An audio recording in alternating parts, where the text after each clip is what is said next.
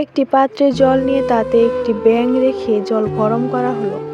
জলের তাপমাত্রা বৃদ্ধি পাওয়ার সাথে সাথে ব্যাঙটি তার শরীরের তাপমাত্রা বৃদ্ধি করে সহনীয় পর্যায়ে নিতে শুরু করলো। যদিও সে চাইলে লাফ দিয়ে বেরিয়ে যেতে পারত, কিন্তু সে লাফ দেয় না, সে সহ্য করতে থাকে। আস্তে আস্তে তাপমাত্রা যখন আরো বাড়িয়ে ফুটন্ত গরম করা হয়, তখন ব্যাঙটি তার সহ্য করতে না পেরে সে সিদ্ধান্ত নেয় লাফ দেওয়ার। কিন্তু তখন আর লাফ দেওয়ার মতো শক্তি তার কাছে থাকে না। জল আরো গরম হতে থাকে, যার ফলে সে জল ফুটে একটা সময় মারা যায়। এখন যদি প্রশ্ন করা হয় ব্যাঙটি কিভাবে মারা গেছে, তাহলে অধিকাংশ মানুষ বলবেন গরম জলের কারণে মারা গেছে।